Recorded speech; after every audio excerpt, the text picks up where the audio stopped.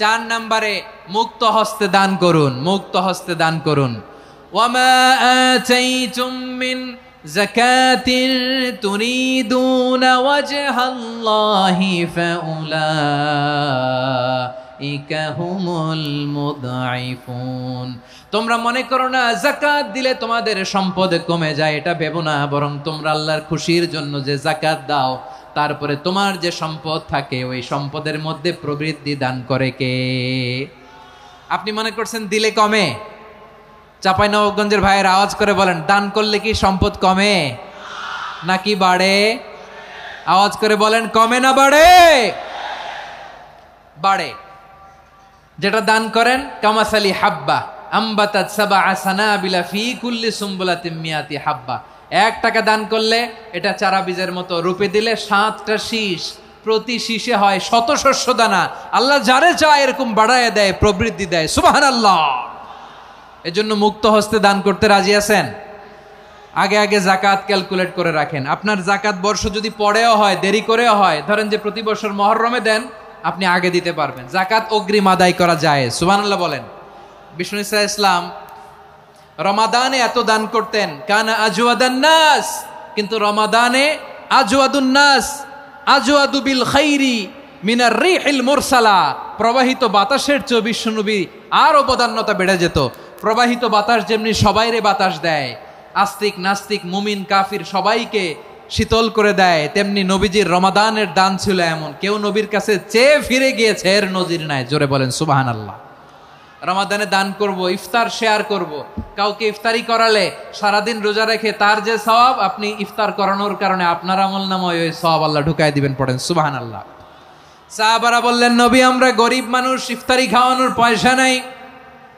আল্লাহর হাবিব বললেন, ওয়ালাউ বিমাজকাতি লাবান, 1 ঢোক দুধ, ওয়ালাউ বিতামরা, 1টাও খেজুর, ওয়ালাউ বিশারবাতিমা, 1 ঢোক পানি খাইয়েও যদি কারো রোজা ভাঙাও, তারপরে ওই সওয়াব তোমার আমলনামায় দিবে কে? তাহলে মুক্ত হস্তে দান করুন, 4 নাম্বার। 5 নাম্বার হচ্ছে কদর তালাশ করুন। রমজানের সবচেয়ে দামি সময়।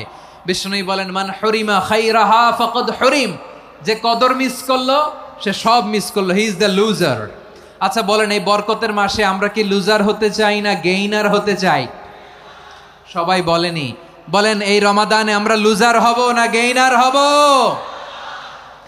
ইন্না আনজালনাহু ফি লাইলাতিল কদরি ওয়া মা আদরাকা মা লাইলাতুল কদর লাইলাতুল কদরি খায়রুম মিন আলফি শাহর। পড়েন আল্লাহু আকবার। লাইলাতুল কদরি খায়রুম মিন আলফি শাহর, 1000 মাসের চেয়েও সেরা। 1000 মাসে হয় 83 বছর 4 মাস। 83 বছর 4 মাস টানা ইবাদত করলে যেই সওয়াব, কদরের রাতে ইবাদত করলে অতটুকু সওয়াব আপনি পাবেন, আল্লাহ সেটা বলে নাই। আল্লাহ বলে তার চাইতে বেশি সওয়াব দিয়ে আপনার আমলনামা ভরে দিবে কে? কদর যেন মিস না হয়। 21, 23, 25, 27, 29 নাকি খালি 27? আপনারা কি খালি 27? বেজর রাতগুলোকে কদর হিসেবে তালাশ করো। আল্লাহর হাবিব সাল্লাল্লাহু আলাইহি ওয়াসাল্লাম শেষ 10 দিন টানা ইবাদত করতেন, টানা ইবাদত। ইদা জাআল আশরু আহিয়াল লাইলা আইকাযা আহলা ওয়া জাদ্দা ওয়া শাদ্দাল মিজার। সারা রাত জেগে ইবাদতের নজির নবীজির নাই, শুধু রমজানের শেষ দশক ছাড়া। সুবহানাল্লাহ বলেন। নিজেও ঘুমাতেন না।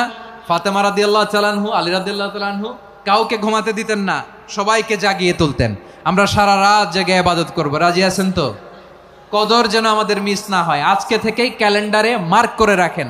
সব কাজ পেছনে ফেলে, সব ব্যস্ততাকে পেছনে ফেলে ইবাদতের জন্য আমরা প্রস্তুত থাকব কদরের রাতে। কোনোভাবে কদর যেন আমাদের মিস না হয়, ইনশাআল্লাহ। বলেন তো সবাই।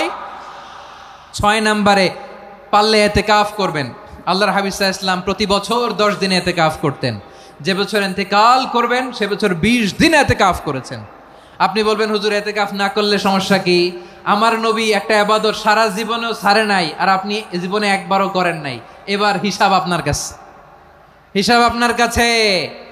না পারলে অন্তত রাত্রি বেলাগুলো মসজিদে কাটাবেন। পারবেন তো ইনশাআল্লাহ? সব শেষে শিশু এবং নারীদের ব্যাপারে বিশেষ খেয়াল রাখবেন। শিশুদের রমাদানের ব্যাপারে উৎসাহ দেন।